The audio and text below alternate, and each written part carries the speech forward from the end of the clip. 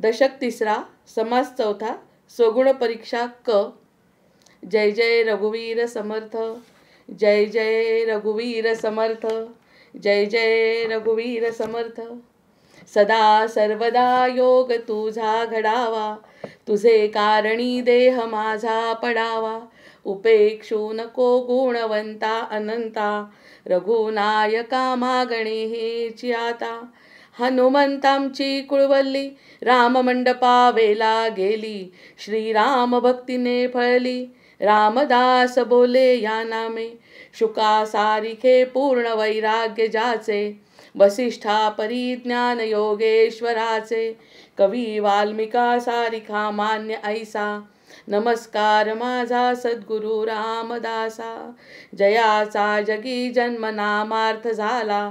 जयाने सदा वासनामात केला, जयाच्या मुखी सर्वदा नाम कीर्ती. नमस्कार त्या ब्रह्मचैतन्य मूर्ती, आहे तू जननी मदीय नकळे अज्ञान मीले करू. घाली गे निज प्रेम पाखर सदा, दूरी नको गे करू. प्रेमे बाहत मुक्त कंठ करुनी, नाही दुजे बंधन. प्रल्हादा गुरुराजया नित तुम्हा, माझे असो वंदन, माझे असो वंदन. जय जय रघुवीर समर्थ, जय जय रघुवीर समर्थ.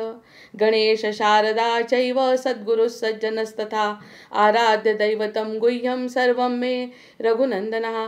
गणेश शारदा सद्गुरु संत सज्जन कुळेश्वरू, सर्व ही माझा रघुवीरू. सद्गुरु रूपे श्रीराम, माझे आराध्य दैवत. परमगुह्य गुह्यातीत, गुह्यपणाची मात न चले जेथे. यो जातो मरुदंश जोक्षित तले, संबोधयन् सज्जनान्. ग्रंथम यो रचयन् सुपुण्यजनकं, श्रीदासबोधाभिधम्. यकीर्त्या पठणेन सर्वविदुषां, स्वान्तापहारी सदा. सोऽयं मुक्तिकरक्षितौ विजयते, श्रीरामदासो गुरुः. मला वाटते अंतरित्वा वसावे, तुझ्या दासबोधासित्वा बोध व्हावे. अपत्यापरी पाववी प्रेमग्रासा, महाराजया सद्गुरु रामदासा. ब्रह्मानंदं परमसुखदं केवलं ज्ञानमूर्तिं, द्वंद्वातीतं गगनसदृशं तत्त्वमस्यादिलक्ष्यम्. एकं नित्यं विमलमचलं सर्वधी साक्षिभूतं, भावातीतं त्रिगुणरहितं सद्गुरुं तन्नमामि. गुरुर्ब्रह्मा गुरुर्विष्णू गुरुर्देवो महेश्वरः, गुरुः साक्षात् परब्रह्म तस्मै श्री गुरवे नमः. अनेन प्रियतां देवो भगवान् जानकीपतिः, श्रीरामचंद्र पूर्वेषामस्माकं कुलदैवतं. श्रोता वक्ता श्रीराम समर्थ, जय जय रघुवीर समर्थ, जय जय रघुवीर समर्थ, जय जय रघुवीर समर्थ. दशक तिसरा, समास चौथा, स्वगुण परीक्षा. आता समास सुरू आहे क. या ठिकाणी वेगवेगळ्या प्रकारची दुःख समर्थ सांगत असताना आपल्याला खरंच आश्चर्य वाटतं की ज्या गोष्टी आपण अनुभवल्या, सुख म्हणा किंवा दुःख म्हणा, जे अनुभवलं ते तंतोतंत समर्थ कसं लिहितात. म्हणजे किती बारीक निरीक्षण त्यांचं असेल. भलेही एकसारखं दुःख एकसारखं सुख असं जीवनात नसतं. हेच दुःख प्रत्येकाच्या वाट्याला आलं असं पण नाही. शारीरिक दुःख वेगळं, मानसिक दुःख वेगळं, आर्थिक दुःख वेगळं, या सगळ्या आपल्या वयाचं दुःख वेगळं, की आपण या वयात आता ह्या काळामध्ये जन्माला आलो. आपल्या विवंचना वेगळ्या, जुन्या विवंचना वेगळ्या. ह्या सगळ्यांचा जरी आपण अभ्यास केला तरी या समर्थांचं जे निरीक्षण आहे त्या निरीक्षणातून प्रत्येक गोष्ट बघा कशी पटते आपल्याला. त्यामुळे सत्यसंकल्पाचा दाता श्रीराम असं जे म्हणतात, त्या ठिकाणी श्रीरामाला स्मरून म्हणण्यापेक्षा श्रीरामांच्या आज्ञेनेच ते लिखाण झालेलं असल्यामुळे वेद जी निर्मिती झाली ती अपौरुषेय आहे. या अपौरुषेय वेद जेव्हा निर्माण झाले ती तर भगवंताचा संकल्प आहे. तो तर पूर्णपणे भगवंताचा संकल्प आहे. आता या ठिकाणी एका व्यक्तीने, एका अवतारांनी जर लिहिलेलं आहे आणि अवतारांनी सुद्धा इतकं सत्य लिहावं की जे अजूनपर्यंत चालू आहे, दुःखाचा प्रकार बदलला पण दुःख संपलं नाही, सुखाचा प्रकार बदलला पण सुख बदललं नाही. मग ह्या सगळ्या गोष्टींचा आपण जेव्हा विचार करतो, बरं ते 3 टप्पे सुद्धा त्यांनी त्या अ, ब, क, ड मध्ये कसे सांगितले, ह्याचा पुन्हा जेव्हा वाचन करतो ना आपण, त्यावेळी वाटतं बापरे, अगदी पायऱ्या पायऱ्यांनी समर्थ आपल्याला पुढे नेत आहेत आणि ते सगळं पटण्यासारखंच लिहित आहेत. मला एकटीलाच नाही, जो वाचेल, जो मनापासून त्यात लक्ष देईल, त्या सगळ्यांना हे समजत आहे. आता याचा अर्थ प्रत्येक उदाहरण ते सगळंच्या सगळं तसं नसतं. त्रिकालाबाधित सत्य कशाला म्हणतात, की त्यातून निघणारा जो अर्थ आहे तो सत्य अर्थ आहे. आता उदाहरणं बदलत राहतील, पण उदाहरणं बदलली तरीसुद्धा त्याचा जो मतितार्थ आहे तो बदलत नाही, त्याला सत्य म्हणतात. त्यामुळे सत्य केवळ एक आहे आणि सत्य कळल्याशिवाय माणसाला मुक्तता नाही. हे सगळ्यात मोठं तत्व आहे. जे कोणी आपल्याला मुक्त करणार आहे ना, ते फक्त सत्य आहे. आता सत्य भगवंत स्वरूप मानलं तर सत्य, किंवा आपल्याला जे असत्य संसार वाटतोय ते जर मला सत्य वाटलं तर ते, म्हणजे सत्यच फक्त मला या ठिकाणी आपल्याला जीवाला या गोष्टीतून मुक्त करू शकतं. दुसरी कोणतीही गोष्ट आपल्याला मुक्तता देऊ सत्याने कसे डोळे खाडकन उघडले म्हणतात. मग खाडकन डोळे उघडणे म्हणजे सत्य समोर प्रगट होणे, आणि सत्य प्रगट झाल्यावर आपलं अस्तित्व काय हे जेव्हा आपल्या मनाला प्रश्न पडतो आणि त्याची बरीचशी उत्तरं मनातल्या मनात आपल्याला मिळतात. दुःख आणि सुखाचं स्वरूप जरी सोडून दिलं, या सगळ्या संकल्पना जरी सोडल्या, तरी प्रत्यक्ष आपला जन्म कशासाठी झाला आहे हे कळण्यासाठी हे वेगवेगळ्या प्रकारचे उदाहरणं त्यांनी दिली. 20 एवढे मोठे दशक जे पूर्ण लिहिले आहेत त्यांनी, हे लिहिण्याचं कारण एकच आहे, ह्यातून नाही तर त्यातून, त्यातून नाही तर त्यातून कुठेतरी काहीतरी अर्थ गवसेल. विवरता विशेषा विशेष कळो लागे, त्यामुळे कळणार आहे. त्यामुळे हे ग्रंथांचं वाचन करत असताना, मनन करत असताना, चिंतन करत असताना फक्त वरवरचा विचार न करता अगदी प्रत्येक गोष्टीचा सखोल विचार करून मग असं विचार करायचं, हे दुःख त्या मानाने काहीच नाही. सगळ्या प्रकारची दुःख प्रत्येकजण भोगत येतोय आणि आयुष्याच्या शेवटी जर दुःखात गेला तर पुन्हा आपल्याला जन्म मिळणार आहे. त्यापेक्षा नको दुःख नको सुख या पद्धतीने जर आपण विचार करू शकलो तर हे एकमेव सत्य असं आहे की जे आपल्याला आत्मस्वरूपापर्यंत नेईल.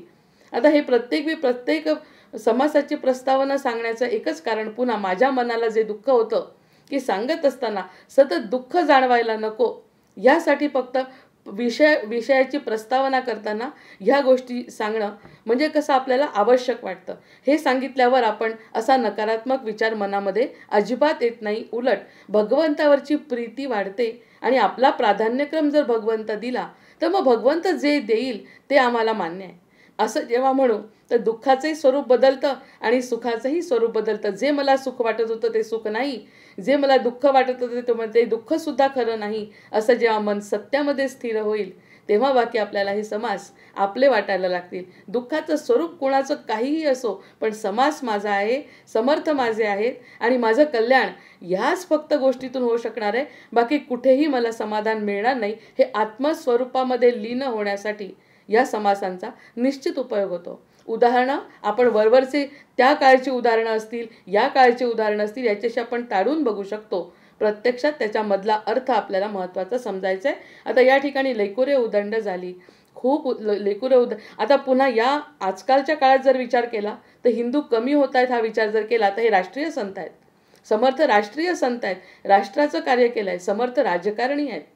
मग त्यांना हे जाणवलं असणार आहे की लेकुरे असली पाहिजेत, पण लेकुरं असताना त्याच्यातला जो संसाराचा ताप होतोय त्या तापाचं ते वर्णन करतायत. हिंदू कमी व्हावे असं नाही, उलट मी तर म्हणते कमीही असले पण त्यांना जर स्वतःच्या धर्माचा जर अभिमान असेल, चांगले हिंदू तयार होतील. 2च असतील पण त्यांनी जर चांगला हिंदू धर्म सांभाळला, संस्कृती सांभाळली तरीही भागणार आहे. ते आपण सोडलंय म्हणून लेकुरे उदंड झालीचा अर्थ या दृष्टीने सुद्धा घेऊ शकतो. उदंड होऊन सुद्धा फायदा नाही. कमी असतील आणि धर्मजागृती असेल तरी राजकारणाला ते मान्य आहे. मग आता लेकुरे उदंड झाली म्हणत असताना त्यांनी या दृष्टीने म्हटलं की संसारामध्ये खाणारी तोंड वाढली. खाणारी तोंड वाढल्याबरोबर आपण म्हणतो ज्यांची खाणारी तोंड वाढली आहे त्यांची तरी कोणती अवस्था खूप चांगली आहे. ते मानत नाहीत ही गोष्ट सगळी वेगळी असली तरी लेकुरे उदंड असल्यामुळेच ही सगळी गरिबी हलाखीची आणि नको नको ते विचार त्यांच्या डोक्यात येतात. त्याशिवायच येतात का धर्म त्यांचा वाढवणे हा त्यांचा एकमेव उद्देश आहे. असा केवळ उद्देश न ठेवता आत्मसमाधानासाठी तर जगलं पाहिजे. तर या सगळ्या गोष्टी लेकुरे उदंड झाल्यानंतर घरची खाणारी तोंड जेव्हा वाढतात तेव्हा साहजिकच लक्ष्मी निघून जाते. लक्ष्मी निघून जाते.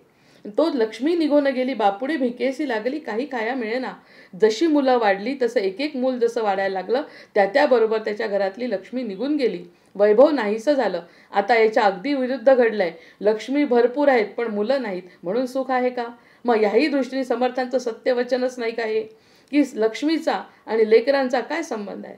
लेकरं खूप आहेत, लक्ष्मी नाही. आता लक्ष्मी भरपूर आहे, लेकरं नाही. कुठेतरी काहीतरी तफावत निश्चितच आहे. आता जर मुलं असती तर कदाचित हिंदू धर्म जागृत राहिला असता, कारण पैशाची कमतरता नव्हती. पण विवेक, ज्या ठिकाणी समर्थांना विवेक अपेक्षित आहे तो विवेकाचा वापर कोणत्याही काळामध्ये आवश्यक आहे. मग या दृष्टीने हे उदाहरण पाहत असताना त्या काळचं उदाहरण त्यांनी सांगितलं. लेकुरे उदंड झाली तो ते लक्ष्मी निघून गेली बापडी भिकेसी लागली काही खाया मिळेना. घरात अन्न नाही आहे खायला, कुणालाही अन्न खायला नाही. कशा पद्धतीने ती मुलं वाढतायत, काही खाया मिळेना. लेकुरे खेळती धाकुटी, एक रांगती एक पोटी इतकी वाढली आहेत की एक रांगत असताना एक पोटात आहे. ऐसी घरभरी झाली दाटी कन्या. आणि पुत्रांच्या झाल्या आहेत ओव्या, आपल्या 3-4 ओव्या त्याच्यातल्या झाल्या आहेत. दिवसेंदिवस खर्च वाढला, यावा होता तो खुंटून गेला. इतका खर्च वाढला आणि येणारा जो होता भाग तो खुंटून गेला. कन्या उपवरी झाल्या, उजवावया द्रव्य नाही, त्यांना उजवण्यासाठी द्रव्य नाही. मायेबापे होती संपन्न, त्यांचे उदंड होते धन. तेणेकरिता प्रतिष्ठा मान जनी झाला होता. जेव्हा मान होता, पैसा होता, तेव्हा मान मिळाला. हे सगळ्यांना 10 पण ओव्या झाल्या आहे. आपण खातो अन्नासी, अन्न खाते आपणासी, सर्व काळ मानसी. चिंता तुर मी लिहूनच ठेवणार आहे त्याच्यानंतर कोणत्या झाल्या हे पण झालंय. पती अवघीचं मोडली, वस्तभाव गहाण पडली. आहा देवा वेळ आली आता दिवाळीची. दिवाळखोरी पण आलेली आहे. इथपर्यंत आपण काल झालोय. काही केला ताडा मोडा, विकला घरीचा पाडा रेडा. काही पैका रोकडा काळांतरे काढिला. कसंही करून त्यांनी ऋण काढलं आणि काळांतराने पैसा 25 पर्यंत झालेलं आहे. मी काल तुम्हाला ते सांगत होतो. हा 25 पर्यंत झालेलं आहे. तेच म्हणते की ते झालेलं जाणवत आहे ना, कारण की ह्या दुःखाचं पुन्हा पुन्हा वर्णन करण्याचं तसं काही कारण नाही आहे. हा दोन्ही वरुषे, माझं ना पेन काल बंद पडल्यामुळे माझं ते हे करून ठेवायचं राहिलं. दोन्ही वरुषे बुडी मारिली. हा किती झालंय? 25 नाही झालंय पण आणि शक्ती गेली आणि नाही 25 नाही झालेलं, चुकलंय ते. आता आता सांगते मी बरोबर, दिवाळीपर्यंत झालंय. नाही झालं असलं तरी चालतंय, पण हे दुःखाचं ते की पुन्हा पुन्हा सांगणं ते बरं नाही वाटत. काही केला ताडामोडा, विकिला घरीचा पाडा रेडा. काही पैका रोकडा कळांतरे काढिला. ऐसे ऋण घेतले, लौकिकी दंभ केले. सकळ म्हणती लाव राखिले वडिलांचे. जे झालं असेल ते मी फक्त वाचते. ऐसे ऋण उदंड झाले, ऋणाइती वेडून घेतले. मग प्रयाण आरंभिले विदे. खरंच हे पण झालंय. बरोबर आहे. ऐसी वासना सकाळची, घरी घरी सोयरी सुखाची. स्त्री अत्यंत प्रीतीची, तेही सुखाचं लागली. हा ऐसा आनंद 4 दिवस, सवेच मांडिती कुसमुस. म्हणती हे गेली आम्हास, पुन्हा आपदा लागती. हा वडील निघून गेल्यानंतर पुन्हा आपदा येणार आहे बिचाऱ्यावरती. ही एक वेळ येते त्याच्यावर. म्हणून आणले ते असावे, येणे मागू ते विदेशास जावे. आम्ही हे खाऊ न तो यावे, द्रव्य मिळवून. आम्ही खावं, द्रव्य मिळवण्यासाठी वडिलांना बाहेर जावं लागतंय. कारण परिस्थिती इतकी वाईट आली आहे. लेकरं घरात इतकी आहेत, खाणारी तोंड वाढली आहेत. त्यामुळे तो निघून गेला. आता तो निघून गेला याचा अर्थ घरची स्त्री आनंदात आहे का? त्या 4 दिवसामध्ये तिला कशा प्रकारच्या यातना भोगाव्या लागतात. मुलांना खाऊ घालता येत नाही, म्हणजे स्त्रीही दुःखात, मुलंही दुःखात, आणि तोही एकटा विदेशामध्ये जातो आणि मिळवून आणतो. ऐसी वासना सगळ्यांची, अवघी सोयरी सुखाची. स्त्री अत्यंत प्रीतीची, तेही सुखाचं लागली. काय करायचं? आवडीचे सगळे लोक असून सुद्धा त्याला जावं लागलं. विदेशी बहु दगदला, विश्रांती घ्यायला आला. श्वासही नाही टाकीला, तो जाणे ओढाविले. हे पण झालेलं आहे. पुढे अपेक्षा जोसियांची, केली विवंचना मुहूर्ताची. वृत्ती गुंतली तयाची, जाता प्रशस्त न वाटे. त्याला वाटलं 4 दिवसात आनंद मिळाला. घरी आणलेलं द्रव्य त्यांनी सगळ्यांमध्ये वाटलं. अंग्या टोपल्या सगळे जे काही त्यांनी त्याच्या मुलांसाठी आणलं ते सगळं वाटलं. ते 4 दिवस त्याचे अतिशय आनंदात घेतले. वृत्ती गुंतली त्याची संसारामध्ये, यामध्ये त्याला आनंद मिळाला. जे काही आणलं ते देताना त्याला आनंद झाला.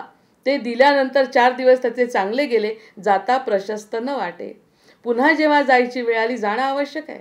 जायची जेव्हा वेळ आली तेव्हा तो म्हणतोय मला जायची इच्छा नाही. घरातून पाय निघत नाही. पहिल्यांदा गेला कारण की त्याला हे माहिती होतं की जाणं आवश्यक आहे. गेल्यानंतर तिथे किती त्रास आहे हे त्याला आठवलं. घरचं खायला नाही, घरचं सुख नाही, पत्नी डोळ्यांनी दिसत नाही, मुलं दिसत नाही, कसंही करून तो विदेशात गेला, पैसा कमवून आणला. असे कितीतरी लोक आपण अजूनसुद्धा बघतो की जे आपले घर संसार सोडून दुसरीकडे कामाला राहतात आणि सगळा पैसा घरी पाठवतात. अशा प्रकारचा संसार करतात. मग त्याला जाताना प्रशस्त वाटत नाही आहे, मन त्याचं ओढत नाही आहे तिकडे, कारण इकडे प्रेम आहे आणि तिकडे नुसतं दुःख आहे. माया मात्र सिद्ध केली, काही सामग्री बांधली, लेकुरे दृष्टीस पाहिली आणि मार्गस्थ झाला. थोडीशी काहीतरी सामग्री घेतली, किती दुःख आहे. आणि असे आपण कितीतरी जुन्या सिनेमांमध्ये बघितलं. आपल्या पिढीने जरी ह्या गोष्टी बघितल्या नसतील तरी हे सगळं आपण जुन्या सिनेमांमधून हे दुःख, दारिद्र्य आणि त्रास हे आपण बघितलं आहे. सगळ्या मनाची त्यांनी आपल्या तयारी केली. आता नाही राहता येणार आहे इथे 4 दिवसाच्या वर, कारण आता जे काही आणलं होतं ते सगळं संपलं आणि पुन्हा तो जायला निघाला. माया मात्रा सिद्ध केली, मनाची तयारी केली, काही सामग्री बांधली, थोडीफार होती घरात ती सामग्री सोबत घेतली. म्हणजे त्याचे किती दुःखाचे दिवस सुरू झालेत. लेकुरे दृष्टीस पाहिली, डोळ्यांनी 1-2दा मुलांकडे बघितलं आणि मार्गस्थ झाला आणि तो निघून गेला. स्त्रिये सावल केले, बायकोकडे बघितलं, वियोगे दुःख बहु दाटले. दुःखाचे प्रकार आहेत हे. आता हिला सोडून जायचं आहे, माझा जीव तिथे कोणता सुखात आहे, तिथे कोणतं सुख मला मिळणार आहे, नाही, इथेही सुख नाही आणि तिथेही मला मिळणार नाही. आता निदान इथे प्रेमाने 4 दिवस आम्ही एकत्र राहत तरी होतो, आता मुलं नाही, बायको नाही आहे, सगळ्यांना सोडून हा विचार कधी आपण करतच नाही. जो जाणारा निघून जातो तो काय कष्ट करतो त्या गोष्टीचा विचार न करता येण्याच्या दिवसाची मुलं वाट बघतात. बाबा आले की कशासाठी आले, हे सगळं आपल्यासाठी घेऊन आले. बाबांची किंमत ते आणण्यापुरती, हा जेव्हा आपल्या मनात विचार येतो सगळीकडे दुःखाने घेरल्यासारखं वाटतं. त्रियेस अविल केले, वियोगे दुःख बहु वाटले, प्रारब्ध सूत्र तुकले, ऋणानुबंधाचे. 1 मिनिट बघा. प्रारब्ध सुख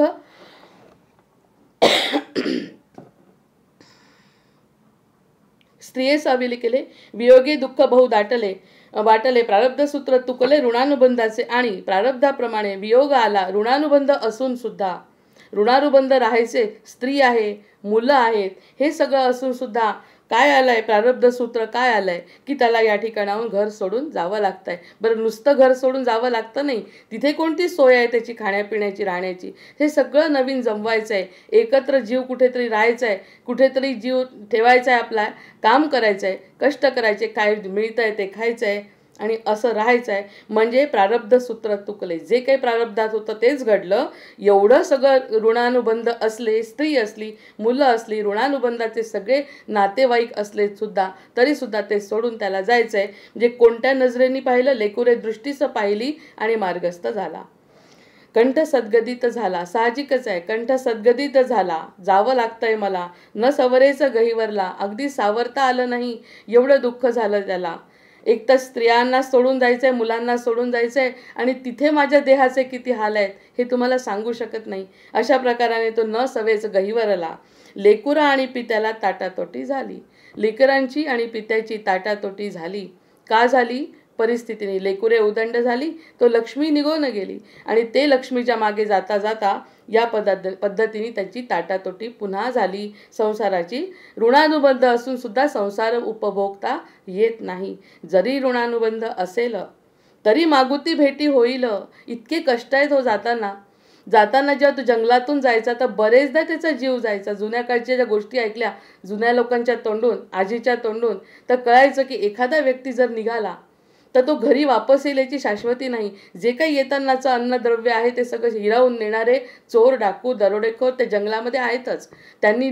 त्यांचा दरोडा पडायचा आणि त्याचा जीवसुद्धा जाण्याची शक्यता आहे. जशी आजकालही आहे तशी जुन्या काळीसुद्धा जीव जाण्याची शक्यता आहे. जरी ऋणानुबंध असेल तर तो त्यांच्याकडे बघून म्हणतो, जर आपल्या ऋणानुबंधाची भेट ठरली असेल तर मग येईल, तरी मागुती भेटी येईन.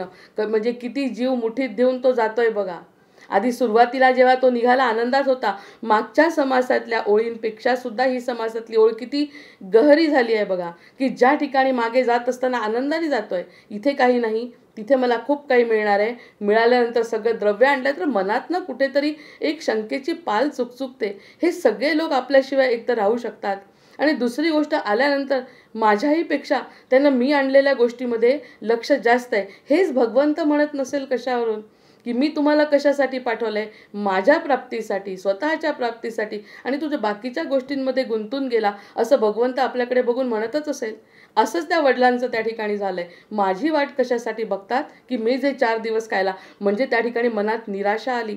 4 दिवस सुखाचे झाले, नंतर तो जायला निघाला. म्हणाला, भेटीत असेल, ऋणानुबंध असतील तर पुन्हा भेटी होईल. सवेचं गहिवरला, लेकुरा आणि पितळा ताटातोटी झाली. जरी ऋणानुबंध असेल तरी मागुती भेटी होईल. नाहीतरी संगती पुरेल, येची भेटीने तुमची. बस हीच आपली शेवटची भेट सुद्धा ठरू शकते. नशिबात असेल तर येईल, नसेल तर ही आपली शेवटची भेट. म्हणजे कोणत्या नजरेनी, किती प्रेमानी, किती गहिवरून त्यांनी मुलाबाळांकडे बघितलं असेल याचा आपण अंदाज करू शकतो. ऐसे बोलून स्वार होय, असं म्हणून तो घोड्यावर किंवा ज्या कोणत्या वाहनावर जायचा आहे तो स्वार होतो. मागुता फिरो फिरो पाहे, पुन्हा पुन्हा मागे वळून बघतो. किती सुंदर वर्णन केलं आहे समर्थांनी या ठिकाणी. प्रत्येक गोष्ट डोळ्यासमोर उभी राहते. याला अलंकारच म्हणतात. वाङ्मयातला हा अलंकार आहे की हे लिहित असताना आपल्या डोळ्यासमोर ती घटना घडते. लागलीच त्यांनी स्वार झाला, पाय टाकला घोड्यावरती आणि मागे वळून वळून बघतोय. मागुता फिर फिरो पाहे, वियोग दुःख न साहे, परंतु काही न चाले. वियोगाचं दुःख असंही आहे, मला या सगळ्यांना सोडून जायचं, मी एकानेच काय कष्ट करायचे ठरवले की हे सगळे इकडे आणि मी तिकडे, आणि वियोगाचं दुःख सहन होत नाही आहे, परंतु काही न चाले. नियतीपुढे काय चालतंय, जे काही समोर आलंय ते भोगण्याशिवाय. मनुष्याच्या हातात तसं आहे तरी काय. पराधीन आहे जगती, पुत्र मानवाचा, दोष ना कुणाचा. कुणाचा दोष आहे, कोणत्याही प्रकारचं दुःख आलं तरी कुणाचाच त्या ठिकाणी दोष नाही. नियतीपुढे माणूस हतबल आहे असा विचार करून बिचारा घोड्यावरती पाय टाकून निघून जातो. असे बोलून स्वार होय, मागुता फिरो फिरो पाहे, वियोग दुःख न साहे, परंतु काही न चले. कोणत्याही प्रकारचं त्याचं स्वतःचं असं काही चालत नाही. आणि मागे वळत वळत पाहतो, पुढे जातो, मागे वळतो पुढे जातो, असं गहिवरून कंठ आलेला आहे. आणि तो निघून गेला. आपला गाव राहिला मागे, आपला गाव मागे राहिला. चित्त भ्रमले संसार उद्वेगे, आणि संसार नाही म्हणून उद्वेगाने चित्त विचलित झालंय. दुःखवला प्रपंच संगे अभिमानास्तव. आणि तो म्हणतोय, काय अभिमान केला मी या प्रसंगाचा, या संसाराचा किती अभिमान केला.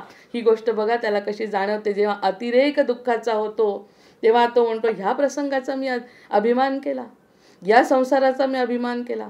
या संसारासाठी मी सगळ्यांना तोडलं, की मला आई नको, मला बहीण भावंड नको, मला कुणी नको, मला एक स्त्री असली पुरे झाली. या स्त्रीसाठी सगळ्यांना सोडलं आणि या ठिकाणी अभिमान कशाचा केला, या संसाराचा. असं जर त्याच्या मनात आलं तर काय वाटेल. आपल्या संसाराच्या शेवटी, आपल्या आयुष्याच्या शेवटी जर वाटलं ह्याच्यासाठी आपण आयुष्य घालवलं जे आपल्या हातात काहीच नाही राहिलं. मग असं म्हणून वेगवेगळ्या विचारांनी त्रस्त. पहिल्यांदा जो गेला घराच्या बाहेर तेव्हा असे विचार नव्हते, कारण तिकडचं दुःख काय त्याला माहिती नव्हतं आणि घरी आपली आस आहे ती कशासाठी आहे ह्याची पण त्याला कल्पना नव्हती. आता जेव्हा यावेळेसची त्याची जी येणं झालं त्या ठिकाणी दोन्ही गोष्टी त्याच्या स्पष्ट झाल्या. आणि तो म्हणतो, दुःखवला प्रपंच संगे, आणि ह्या प्रपंचाचा संग केला आणि त्याचा मी अभिमान केला. काय विचार करू आता मी यावरती. आणि त्याचं मन, मग यावेळी आपली बुद्धी बाकी छान चालते. जेव्हा आपल्याला जाणवतं दुःखाचा अतिरेक होतो तेव्हा म्हणतो, ह्या प्रपंचाचा मी अभिमान केला. ते समयी माता आठवली. आता बाकी त्याला आई आठवली. आता यावेळी आई आठवण्याचं काय कारण. कारण आईला दुखवणं हे कोणत्याही मुलाला पटत नाही. हे त्याचं मुळातलं प्रेम आहे आईवरचं. ते काही काळ मायेचा पगडा असतो. त्या काळामध्ये त्या मायेच्या पगड्याखाली तो या स्त्रीचं संसाराचं स्वरूप समजत नसल्यामुळे तो आईला दुखवतो. पण मूळ त्याचा स्वभाव दुखवण्याचा नाही. कारण कधी काळी समर्थांनी पहिल्याच समासात सांगितलं आहे की आई म्हणजे माझं सर्वस्व आहे.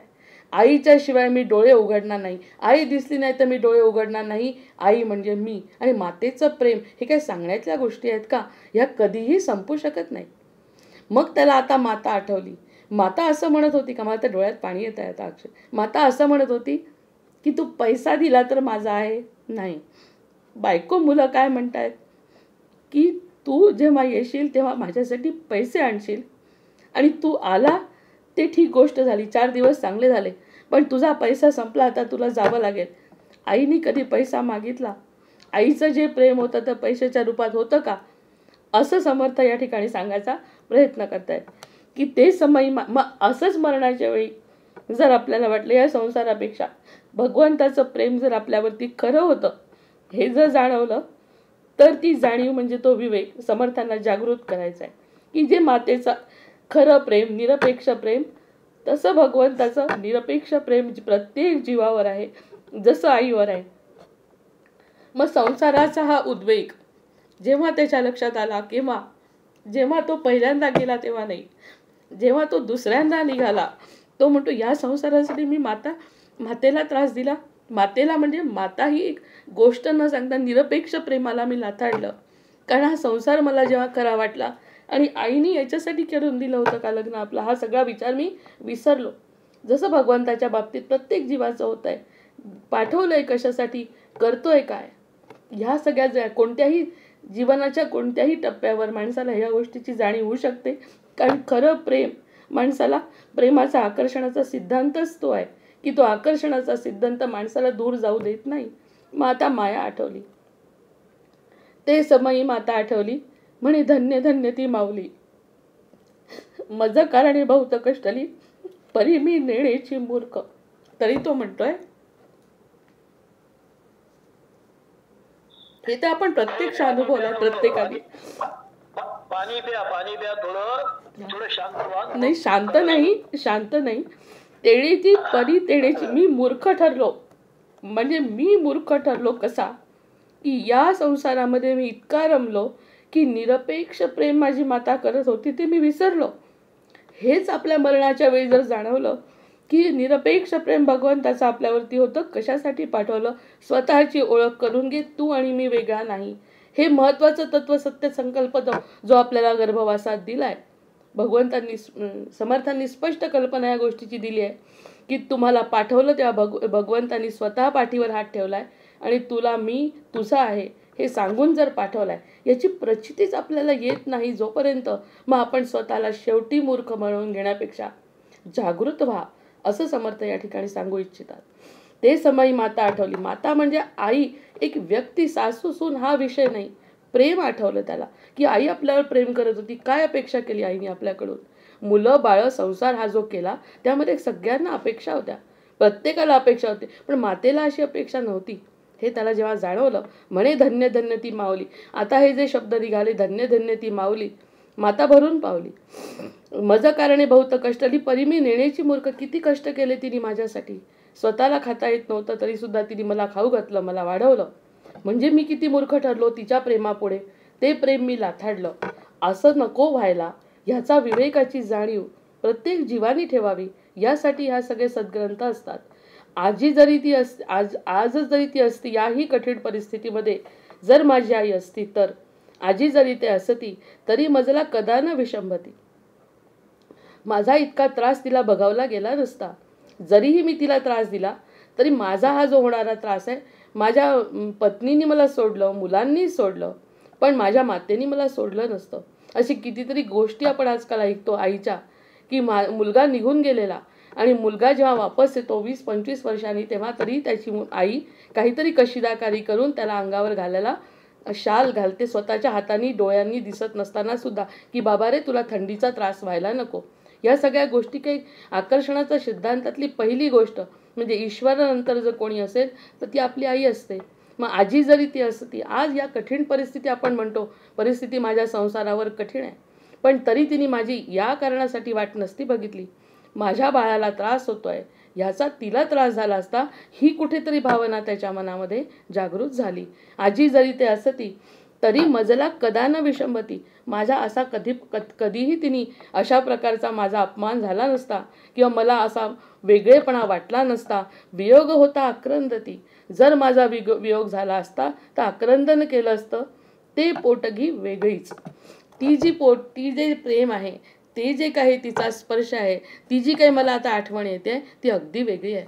मग ह्या गोष्टीची जाणीव पूर्ण संसार झाल्यानंतर, इतकी मुलं झाल्यानंतर जेव्हा तो बाहेर गेला तेव्हा या दुःखाची जाणीव त्याला, दुःखापेक्षाही आईची आठवण जास्त आली.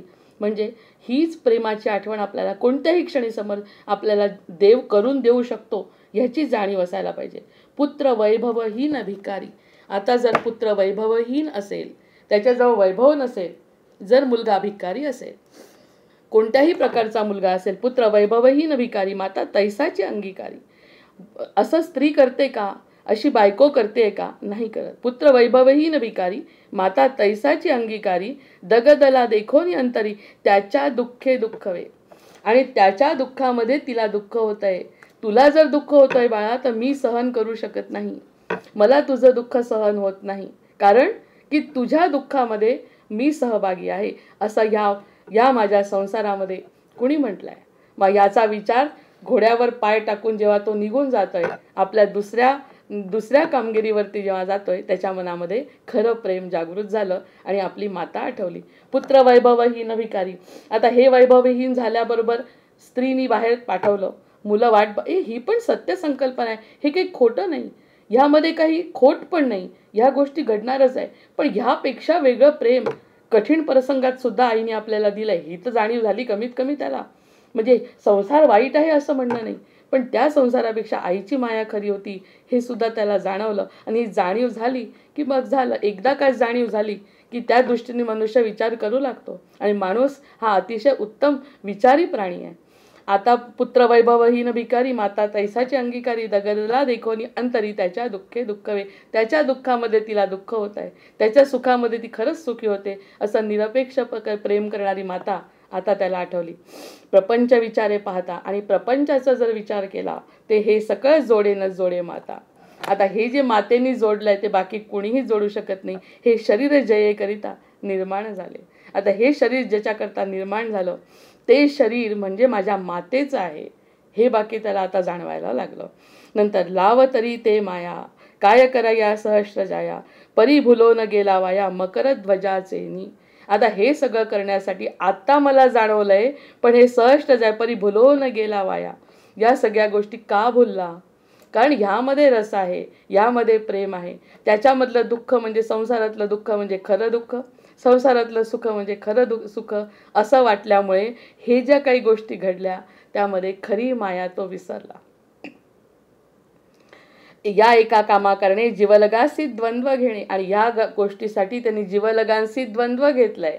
सखी तीच पिसुणे ऐसी वाटती, सखी म्हणजे खरी सखी आणि बाकी सगळं नाही. त्यांनी बॅलन्स करायला पाहिजे होता, दोघांनाही सांभाळलं असतं तर हे दुःख त्याच्या नशिबाला आलं नसतं. म्हणजे ज्या लोकांनी हे दोघंही नियंत्रणात ठेवले त्या आनंदीच आहेत. म्हणजे आनंदाचं स्वरूप कुठे आहे हे समर्थ त्या ठिकाणी सांगतात. असंच प्रत्येकाने केलंय असं नाही, पण खरं प्रेम त्यांनी दूर केलं हे बाकी निश्चित. परी भुलो न गेला वाया, मकर ध्वजाचे. याच्यातल्या बऱ्याचशा गोष्टी आपण अनुभवतो, खरं काय ते आपल्या बाजूला राहतं. आणि यालाच चतुश्लोकी भागवतामध्ये जे दिसत नाही ते वाटतं, आणि जे असून वाटत नाही त्यालाच माया म्हटलंय.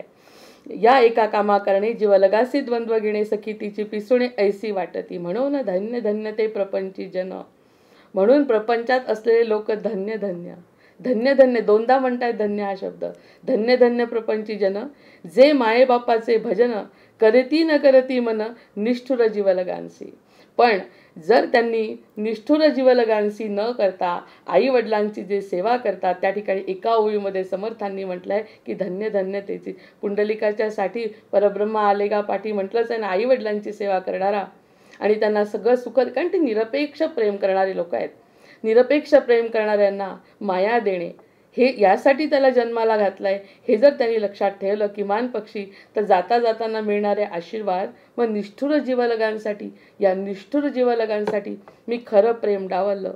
तसं अशा निरपेक्ष परमात्म्यासाठी मी संसाराला आपलं म्हटलं. या सगळ्या गोष्टींचा विचार एका क्षणासाठी तरी केला तरी आपल्या वागण्यामध्ये बदल मनुष्य निश्चित करू शकतो. संगती स्त्री बाळकाची, संगती स्त्री बाळकाची आहे, 60 जन्माची आहे. 60 जन्माची कहाणी आहे आपली. स्त्री बाळकांची जी कहाणी आहे, परी मायेबापे कैची मिळतील पुढे. पण आपले आईवडीलही 60 जन्माचे नाही का, याचा विचार प्रत्येकाने करावा. प्रत्येकाला आपला मान द्यावा, प्रत्येकाचा सन्मान करावा, एकाच्या तर एकाच्या मागे लागू नये. ही शिकवण संगती स्त्री बाळकाची. बालकाचंही करणं आवश्यक आहे, स्त्रीची संगतही आवश्यक आहे. पण आई आहे 60 जन्माची, 60 जन्माची आहे कहाणी. पण माये बापे कैची मिळतील पुढे. पण हे आपले आईवडील पुन्हा मिळतील का? देशप्रेम आणि राष्ट्रप्रेम हे सगळ्या वेगवेगळ्या प्रकारचे ऋण जे आहेत, त्या ऋणातून मुक्त झाल्याशिवाय मुक्ती नाही. आपल्या देशाचंही ऋण आपल्याला फेडायचं आहे. आपल्या आईवडिलांचं जननी जन्मभूमिष्ठ म्हटलंय रामानी सुद्धा. विभीषणाने म्हटलं त्यांना की मला हे राज्य नको, तुम्ही घ्या कारण तुम्हीच जिंकून दिलाय. त्यांनी रामांचं ते वाक्य आहे, जननी जन्मभूमिश्च स्वर्गादपि गरीयसी. मला काही नको, जे काही जिंकलंय तो माझी अयोध्या माझ्यासाठी पुरे आहे. आणि ज्या अयोध्यानी त्यांना रामाभिषेक राज्याभिषेक न करता ज्यांनी वनवासाला पाठवलं असे आईवडील सुद्धा ते मानतात आहे. म्हणजे या आईवडिलांसाठी ज्याचं जीवन खर्च होतं तो धन्य धन्य आहे. 60 जन्माची स्त्री आहे, 60 जन्माची आई, पण आईवडील पुन्हा मिळतील का? आपला देश पुन्हा मिळेल का? आपली मातृभूमी पुन्हा मिळेल का? या सगळ्या गोष्टी एका सुखाच्या मागे लागून तो विसरतो. आणि ही सत्य आहे, हे दिसणारं सत्य आहे, अद्वैत नाही, खरं सत्य ते नाही, हे समर्थांना या ठिकाणी सांगायचं आहे. संगती स्त्री बाळकाची आहे 60 जन्माची, परी मायबाप ऐकायची मिळतील पुढे. पण आपले आईवडील पुन्हा मिळतील का हो? पुन्हा ऐसे पूर्वी होते ऐकले, परी ते समयी नाही कळले, मन हे बुडवून गेले रती सुखाडोही. असं खूप जणांनी सांगितलं. कुठेतरी कीर्तन सुरू होतं, ज्या कीर्तनामध्ये मधूनच कानावर पडलं होतं की आईवडिलांची संगती, आईवडिलांचं प्रेम, निरपेक्ष प्रेम हे खरं प्रेम आहे, हे ऐकलं होतं कानांनी. पण ह्या कानांनी ऐकलं आणि या कानांनी सोडून दिलं, हे आता त्याला आठवत आहे जेव्हा या कारणासाठी तो घराच्या बाहेर पडला. असे पूर्वी होते ऐकले, कधी काही ऐकलं होतं म्हणून तर आठवलं ना आता. म्हणजे कुठेतरी काहीतरी मूर्त तेव्हाच ते उगवतं. कुठेतरी ऐकलं होतं आईवडिलांच्या शिवाय काही नाही, ते खरंच आता जाणवते. आपली आई किती प्रेम करत होती आपल्यावर. हे सगळे ऐकले, परी ते समयी नाही कळले. पण त्यावेळी नाही कळलं ना मला. मन हे बुडून गेले रतिसुखाच्या डोही. या रतिसुखामध्ये, या संसार सुखामध्ये मी इतका बुडून गेलो, पण शाश्वत सुखाला मी मुकलो की काय, अशी अवस्था त्याची होते. हे सखी वाटती परी पिसुणे, मिळाली वैभवा कारणे. वैभव आहे माझ्याजवळ म्हणून स्त्री मिळाली, हेही आवश्यकच आहे. स्त्रीचा जन्म, स्त्री आणायची कशासाठी? तुमचा संसार पुढे नेण्यासाठी. संसार पुढे जाणार कसा? लक्ष्मीच्या शिवाय कसा जाणार हे तर ठरलेलं आहे. याच्यात चूक काढण्याचं काही कारण नाही. त्यांनी ह्याही गोष्टीला चूक म्हणू नये. पण किती गुंतायचं हा महत्त्वाचा प्रश्न बाकी प्रत्येक वेळी मनाला विचारायला पाहिजे. हे सखी वाटती परी पिसुणे. आता पिसुण्यासारखी वाटते, भोगून झालंय, सगळं आनंदून झालंय. आता जेव्हा ती घराच्या बाहेर पडली तेव्हा या गोष्टी जाणवत आहेत. ती सखी वाटली परी पिसुणे, मिळाली वैभवा करणे, रीते आता लाजीरवाणे अत्यंत वाटे. इतकं लाजीरवाणं वाटतंय आता की स्वतःच्याच मनातून उतरला. आणि स्वतःच्या मनातून जर माणूस उतरला तर त्याची अवस्था किती दैन्यवाणी होते. पैसा असो नसो, माणसं असो नसो, स्वतःच्या मनातून जर एखादा व्यक्ती स्वतः उतरला तर त्याची अवस्था किती भयंकर होत असेल याची कल्पना केलेली बरी. तो म्हणतो माझं फार चुकलं, या सगळ्या गोष्टी मीच अडकत गेलो, दुसऱ्या कुणाचा दोष नाही, आणि मीच माझ्या मनातून उतरलो. किती पापं केली मी, या छोट्या सुखाच्या मागे किती पापं केली आणि किती खऱ्या प्रेमाला मी मुकलो. हे सखी वाटती परी पिसुणे, मिळाली वैभवा करणे, रीते आता लाजीरवाणे अत्यंत वाटे. तर लाज वाटते स्वतःची स्वतःला. याच्यात काय आपल्या मनाचं बोलतोय आपण? सगळे अनुभव आपण घेतलेले असतात, वेगवेगळ्या प्रकारचे अनुभव आपण घेत घेत हा जर वाचला तर या ठिकाणी कोणत्याही प्रकारचं धार्मिक प्रवचन असं वाटत नाही.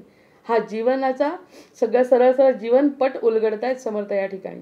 आता भलतेच करावे, आता भलतेसे करावे, परिदव्य मिळवून न्यावे, रीते आता स्वभावे दुःख आहे. आता मी काहीतरी करतो बाहेर जाऊन, मन नाही अस्थिर. आता संसाराकडे सुद्धा ओढ नाही आता. की मगाशी जसा जेव्हा संसार पैसा कमवण्यासाठी गेला, आता छान भरपूर पैसे कमवू, पोटाला कष्ट करू आणि मुलांच्या आणि बायकोच्या चेहऱ्यावरचं सुख पाहू, हे जे त्याचं समाधान होतं ते सुद्धा आता निघून गेलं. हळूहळू संसार कसा डोक्यावर बसतोय बघा. आता म्हणतो भलतेसी करावे, परिद्रव्य मिळवून द्यावे. एकदाचं मी द्रव्य मिळवतो आणि त्यांच्या हातात देऊन टाकतो. रीते आता स्वभावी दुःख आहे. आता स्वभावात बाकी दुःख आहे. आता मग आतमध्ये बाकी भयंकर यातना आहे, भयंकर टोचणी आहे. कारण फक्त वैभवा करती हाते ह्या लोकांनी संसार मांडला आणि मी त्यात कसा गुरफटलो, हे एका जीवाचं दुःख आहे. असं स्त्री सुद्धा म्हणू शकते. स्त्री म्हणू शकते, मुलं म्हणू शकतात. मुलं म्हणतात काय दिला मला जन्माला घालून. सगळीकडे दुःख दुःख दुःख, प्रत्येकाचं दुःख वेगळं, विचार करण्याची पद्धत जशी त्याप्रमाणे दुःख. आता म्हणतो पैसा नेऊन घालतो त्यांच्या डोक्यावर आणि मला बाकी आता यामध्ये काहीही रस नाही. आता जाताना जे वाईट वाटत होतं स्त्रीकडे बघून जाताना, आता म्हणतो स्त्रीकडे बघण्याची इच्छा नाही, मुलांकडे बघण्याची इच्छा नाही. माझं दुःख मला माहिती की काय मी काय गमावलंय मी या जीवनामध्ये. ऐसी वेवर्धना करी, असे वेगवेगळे विचार करतो. खरं तर हेही करायला नको, पण एकदा का मनामध्ये कोणते विचार आले त्याला कुणालाही थांबवता येत नाही. त्या ठिकाणी पुन्हा विवेकाचा विचार करायचा.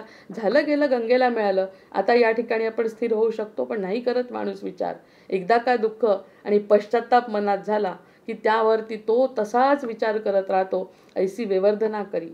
आणि अशा प्रकारची करतो. दुःख वाटले अंतरी, आतमधून दुःख झालंय, आतून त्याला कळ बसली आहे आणि चिंतोची आहे महापुरी बुडवून गेला. आता हा जो महापूर आलाय, आता बघा, आता पुन्हा खरंच तुम्ही पुन्हा हा समास वाचायचा आहे. अ ब क आणि हा जो ड येणार आहे तो, त्या ठिकाणी विवंचनेची किती अत्युच्च परम दुःख आता या ठिकाणी तो भोगतोय. सगळं करून झाल्यानंतर असं जर शेवटी झालं तर आपल्या जीवनाला अर्थ काय? एका क्षणात जर मी दुःखी झाली अंतरी, तर ह्या अंतरात दुःख झाल्यानंतर मला या जीवनाचा काय मिळालं? मला जसं आपण म्हणतो की खूप मोठं शिक्षण घेतलं, 5 वर्ष शिक्षण घेतलं आणि जर मला पाहिजे तशी नोकरी मिळाली नाही. आपण म्हणतो एवढ्या शिक्षणाचा कष्ट केले, मला माझ्या मनासारखं जर मला मिळत नाही आहे ही गोष्ट, तर हे दुःखच आहे. म्हणजे ते 5 वर्ष माझे वाया गेले. तशा प्रकारचं दुःख याला झालंय. इतका आयुष्याचा काळ वाया गेलाय. तन मन धनाने झिजलोय. बरं, नुसता झिजलो नाही, आता आंतरिक कळ लागली आहे की माझीच कुणाला गरज नाही आणि जिला माझी गरज होती, जिने मला जन्माला घातलं, तिला मी जाणलं नाही. याचं दुःख इतकं पराकोटीला झालंय आता त्याचा. ऐसी विवर्धनाकडे दुःख वाटले अंतरी, चिंतेच्या महापुरी बुडवून गेला. आणि इतकी चिंता लागली मनाला, घरघर आपण म्हणतो बाहेर बोलू शकत नाही आणि सहन होत नाही. अशा प्रकारचं दुःख त्याला बुडून गेला दुःखामध्ये. आता हे खरं दुःख आहे. हे खरं दुःख आहे, ज्याला स्मशान वैराग्य सुद्धा म्हणणार नाही. आता अनुभवाचं दुःख आहे त्याला. आता नंतर ऐसा हा देह आपला, असा हा आपला देह असताच पराधीन केला. छान देह मिळाला होता, माझा स्वतःचा होता. माझ्या स्वतःच्या देहावर माझं नियंत्रण होतं. मी काय करायचं हे मी ठरवायला हवं होतं, पण माझा हा देह पराधीन केला. पूर्ण मती धर्म अर्थ काम मोक्ष सगळंच्या सगळं काहीही विचार न करता, धर्मेच्या अर्थेच्या कामेचं सगळं करून त्या संसाराला वाहिला. हा आपला देह असताच पराधीन केला. ईश्वरी कानकोंडा झाला, कुटुंबा काबाडी. आता तो ईश्वराचा विचार करायला लागला. पुन्हा हरदासाचं कीर्तन ऐकलं असेल कुठेतरी, की नुसती आई, हे तर दृश्य रूप दिसलंय तुला, की दृश्य रूपामध्ये तुला आईमध्ये ईश्वर दिसला होता. आता तर प्रत्यक्षात या आईपेक्षाही आईला जन्म देणारा किंवा मला जन्म देणारा माझा परमपिता कोण आहे याची ओढ त्याला लागली. मग ही ओढ जर थोडी सुरुवातीलाच लागली असती तर विवेकाने संसार झाला असता, पण त्याची जाणीव होत नाही. हाच तर मायेचा सगळ्यात मोठा दोष आहे. वेळेमध्ये त्या गोष्टीची जाणीव करून देत नाही. हातातून गोष्टी सुटल्यानंतर त्या गोष्टी आपल्या हातात राहत नाहीत. हा ऐसा देह आपला असताच पराधीन केला, ईश्वरी कानकोंडा झाला, कुटुंबा काबाडी. हा काबाड आहे. काबाड कष्ट त्यांनी केले कुटुंबासाठी. आणि आता वाटून काय माझा? मग आता यावेळी याला स्मशान वैराग्य सुद्धा म्हणू शकत नाही. तेव्हा बरं वाटलं आणि आता या सगळ्या गोष्टी नकोशा वाटणं हे सुद्धा चुकीचं आहे. जे केलंय ते भोगावंच लागणार आहे. हा निष्ठा का मनात येत नाही? ही पण एक मायेचाच घटक आहे. या एका कामासाठी जन्म गेला आटाटी, वय वेचल्या शेवटी एकलीची जावे. आणि हे सगळं झाल्यानंतर याच्यावर तर किती लोक भजन गातात की जाणारा माझी काया सुद्धा सोडून जाते मला, तर बाकी तर नातलगांचा तर प्रश्नच नाही. आई आधी गेलेली आहे, बायको सती येत नाही आपल्या, आली तरी ती आपल्यासोबत येत नाही, मुलं बाळांचा प्रश्न नाही, आपलं शरीर सुद्धा आपल्याला सोडून जात आहे. मग आपला कोण होतं याचा शोध आपण घेतला का? वय वेचल्या शेवटी एकलाची जावे. आणि एकटाच आपल्या लंब्या प्रवासाला जातो आणि त्यावेळी हातामध्ये कोणत्याही गाठीला पुण्य नसल्यामुळे दुःखाच्या विवंचनेत जातो आणि पुन्हा जन्माला येतो.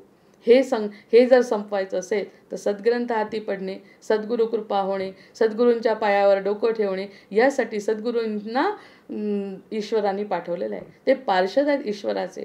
त्यामुळे त्या गोष्टींकडे लक्ष जाणे ही पूर्व सुकृत किंवा रामाचीच कृपा समजावी आणि त्या ठिकाणी आपलं मन वळणं ही त्या रामाचीच आपल्यावर कृपा असते. तुझ्या दासबोधासी त्वा बोध व्हावे. या एका कामासाठी जन्म गेला आटाटी, वय वेचल्या शेवटी एकलेची जावे. मला एकटं जावं लागतंय, ऐसा मनी प्रस्तावला. आता ही जी पश्चाताप बुद्धी असते ना, ती फार वाईट असते. आता त्या ठिकाणी आता नवीन काळाप्रमाणे सगळेजण म्हणतात पश्चाताप जरी झाला तरी स्वतःला क्षमा करायला शिका. झालं ते होऊन गेलं, काळ बदलू शकत नाही. स्वतःला सुद्धा क्षमा करता आली पाहिजे. इतरांना जसं करता येते, आपण इतरांना करतो त्यालाही मोठं मन लागतं. पण क्षमा हा प्रकृतीचा गुणधर्म आहे. क्षमा हा पृथ्वीचा गुणधर्म आहे. क्षमा हा भगवंताचा गुण आहे. मग क्षमा हा आपलाही गुण असावा. आपण स्वतःला क्षमा करावी. नाही क्षमा केली तर या दुःखामध्ये मरण येतं. त्यामुळे असा जेव्हा पश्चाताप होतो, ऐसा मनी प्रस्तावला क्षण एक उदास झाला, आणि उदास झाला सवेच प्राणी झळंबला, माया जाळे पुन्हा मायेतच अडकला.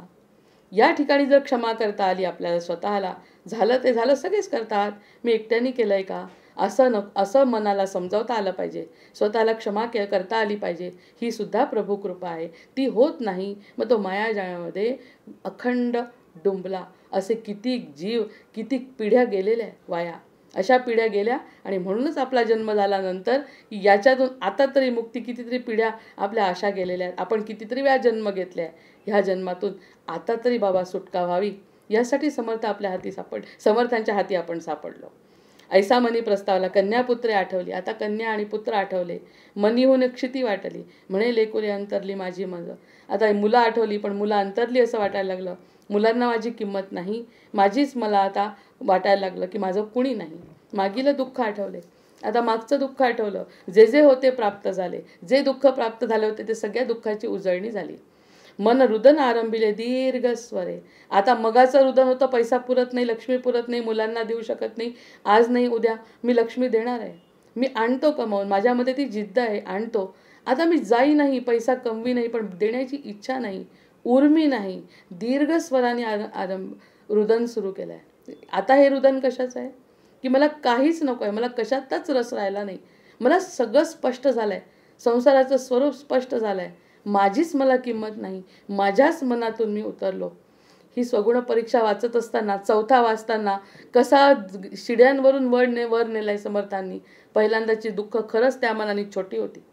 हे नाही जमलं, करून टाकू, ते नाही केलं, करून टाकू, हे झालंय, होऊन जाऊ द्या. पण आताचं जे दुःख आहे ते दुःख बाकी. दीर्घ स्वराचं रुदन, मला वाटतं अंतकाळाचं दुःख आहे ते.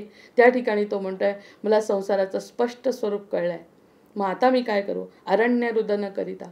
आता तो अरण्य रुदन करतोय एकटाच. आता अरण्य रुदन म्हणजे काय, जो एकटा करतो त्याला अरण्य रुदन म्हणतात. त्या ठिकाणी आजूबाजूला कोणी नसतं, असलंही त्यांना ते खरं. आता आपल्यासमोर जर असा कोणी रडला तर दुसरा शहाणा म्हणतो त्याला, रडू नको, क्षमा कर.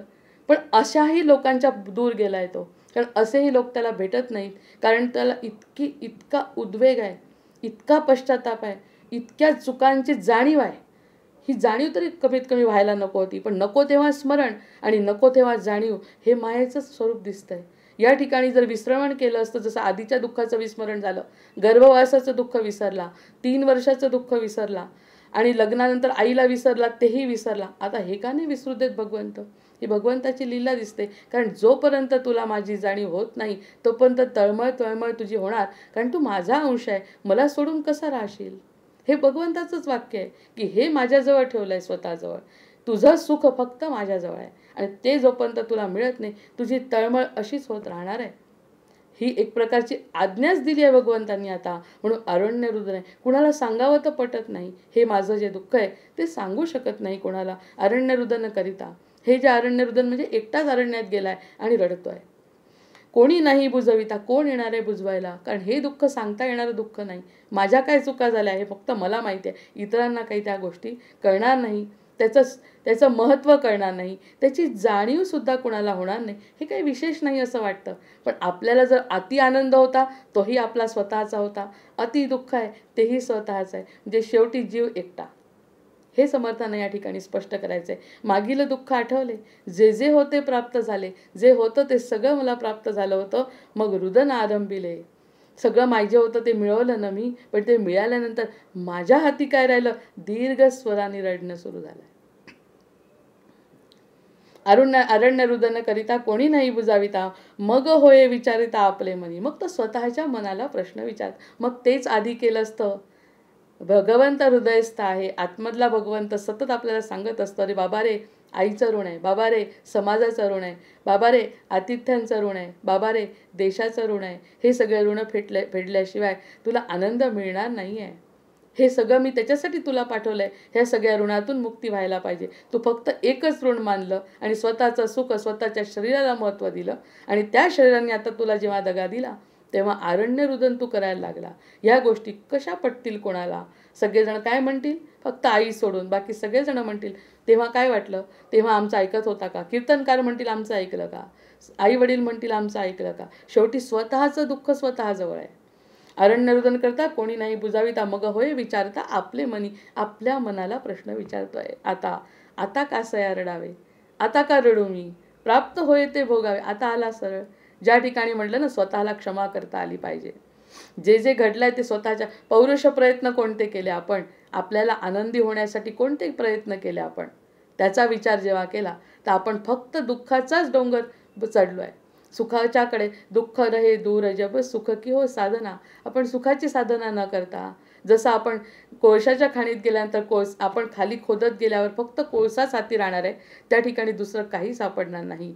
तसं संसारामध्ये दुःखाशिवाय काय सापडणार आहे? ही समर्थांची सगळ्यात पहिली ओवी मला वाचावीच लागणार आहे. आता संसाराची दुःखामुळे आता हा दशक तिसरा समास दुसरा सगुण परीक्षा अ मध्ये सुरुवातीला जे म्हटलं ते आता पटतंय का बघूया. आतापर्यंत वाटत होतं वेगवेगळी उदाहरणं देत आहेत समर्थ फक्त, पण आता ते म्हणतात संसार हाची दुःखमुळं लागती दुःखाचे इंगळ मागा बोलिली तळमळ गर्भवासाची. मागे गर्भवासाची तळमळ सांगितली बाबा, पण गर्भवासाच्या पेक्षाही आता आणखी मागचा समास दशक तिसरा समास पहिला जन्मदुःख निरूपण.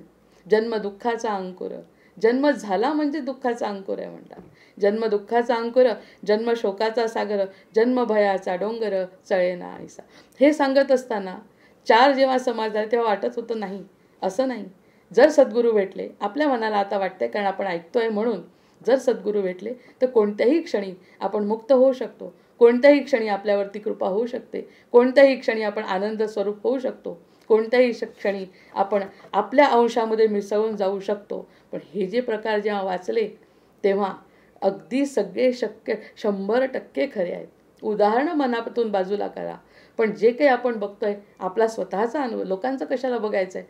स्वतःचा अनुभव प्रत्येक जीवाचा जो काही असेल तो. मागील दुःख आठवले जे जे होते प्राप्त झाले, मग रुदन आरंभिले दीर्घ स्वरे. त्या रुदनाला तसा अर्थ नाही. आरण्य रुदन करता कोणी नाही बुजाविता मग होय विचारिता आपले मनी. आपल्या मनाला विचारतोय आणि म्हणतोय आता कासे आरडावे प्राप्त होते ते भोगावे. जे प्राप्त होते ते भोगावं ऐसे बोलून या जीवे धारिष्ट केले. आता धारिष्ट केले, हे जे धारिष्ट कुणाच्या जीवावर केलं आहे त्यांनी? आतमधल्या स्वतःच्या. इथे ना त्याची आई ना त्याचे गुरुजी कुणी नाही. त्यांनी स्वतःच्या मनाला प्रश्न विचारला जो विचारायला आवश्यक. कारण समर्थांचा शिष्य आहे तो. ज्या अर्थी समर्थ त्याबद्दल लिहितात त्या अर्थी धारिष्ट केलं. धारिष्ट म्हणजे करेज दाय नेम इज गॉड असं म्हटलं आहे. ज्या ठिकाणी धारिष्ट आहे, आतून जो आवाज येतो ना मी तुझा आहे आणि तू माझा आहे, ते जे धारिष्ट त्यांनी केलं मग तेव्हा तो शांत झाला. त्या ठिकाणी तो म्हणतोय झालं ते झालं, मी सगळं बाकीचं पाहून घेईन. असं जे धारिष्ट मनाने केलं आणि म्हणलं जे आहे ते आता भोगूया. जे आहे ते भोगाय. चुकलंय ना आपलं. मग त्या ठिकाणी चुकीचा विचार जेव्हा आपण केला एका निरूपणामध्ये, चूक केल्यानंतर एखादी गोष्ट जेव्हा आपल्याला शिक्षेच्या स्वरूपात प्राप्त होते, शिक्षा वाटते, हे दुःख जेव्हा समोर येतं तेव्हा दोन मनाला प्रश्न विचारतात. कोणीही विवेकी पुरुष दोन प्रश्न विचारतो. या दुःखाला मी कारणीभूत आहे का? आणि मी या दुःखाला कारणीभूत नाही का? आहे की नाही हा दोन प्रश्न आपण प्रत्येक वेळी दुःखाच्या वेळी जर विचारले तर या दोन्ही याच्या प्रश्नांची उत्तर आल्यानंतर आपण समाधानी होऊ शकतो. दुःखाचं उत्तर आलं की हो तू कारणीभूत आहे, तर आम्हाला भोगावंच लागणार आहे. असं कसं चालणार आहे की न भोगता? जसं यांनी केलं आहे आयुष्यभर, जर मी काय गोष्टी केल्या मला आठवल्या, मग हे दुःखाचं कारण होतं, मला दुःख भोगावं लागणार आहे. आणि अशी एखादी घटना घडते की जे दुःख मी कारणीभूत नाही, अचानकपणे अपंगत्व आलं, अचानकपणे लहान मुलाला जे काही विविध व्याधी दिसतात असं जर त्याच्यासमोर आलं तर त्यांनी म्हणावं आता हे सगळं भगवंत बघून घेईल, कारण ह्या गोष्टीशी माझा संबंध नाही. म्हणजे दोन्ही पद्धतीने दुःख आपण सहन करू शकतो. मी कारणीभूत असेल तर सहन करायचं, मी कारणीभूत नसेल तर भगवंताला शरण जायचं. या दोन्ही गोष्टीतून आपण मुक्त होऊ शकतो असा विवेकाचा विचार प्रत्येक जीव संकटाच्या समयी करतो. आणि तो जो विचार आहे तोच आपल्या आतमधला भगवंताचा आवाज आहे. हे आवाज ऐकण्याचं धारिष्ट त्याच्या मनामध्ये त्यावेळी निर्माण होतं आणि हेच भगवंताला अपेक्षित असतं. आता कासे आरडावे प्राप्त होते ते भोगावे असे बोलून या जीवे धारिष्ट केले. असं बोलून त्यांनी जीवाला धारिष्ट दिलं, धैर्य दिलं, धैर्याने उभा राहिला. मग म्हण ऐसा दुःखे दगदला मग विदेशाप्रती गेला, पुढे प्रसंग वतला, तो सावध ऐकला. आता असं स्वतःला सांभाळलं त्यांनी आणि मग विदेशाप्रती गेला आणि निघून गेला. हे जे विचार केले ते सगळे विदेशाला जात असताना केले. पुढे प्रसंग वर्तला, तो सावध ऐका श्रीराम. इति श्री दासबोधे गुरुशिष्य संवादे स्वगुण परीक्षा नाम समास चतुर्थ या ठिकाणी संपलाय. दशक तिसरा, समास 5वा, स्वगुण परीक्षा ड. 5 ओव्या वाचते. पुढे गेला विदेशासी, प्राणी व्यासंगासी, आपल्या जीवेसी सोसी, नाना आश्रम श्रीराम. ऐसा दुस्तर संसार, करिता कष्टला थोर, पुढे 2-4 संवत्सर, द्रव्य मिळविले श्रीराम. सवेची आला देशासी, तो आवर्षण पडिले देसी, तेणे गुणे मनुष्यासी, बहु कष्ट झाले श्रीराम. एकांच्या बैसल्या अमृत कळा, एकास चंद्री लागली डोळा, एकेका पती चळचळा, दैन्यवाणी श्रीराम. एके दीनरूपी बैसली, एके सुजली एके मेली, ऐसी कन्या पुत्रे देखिली, अकस्मात डोळा. जय जय रघुवीर समर्थ, जय जय रघुवीर समर्थ, जय जय रघुवीर समर्थ.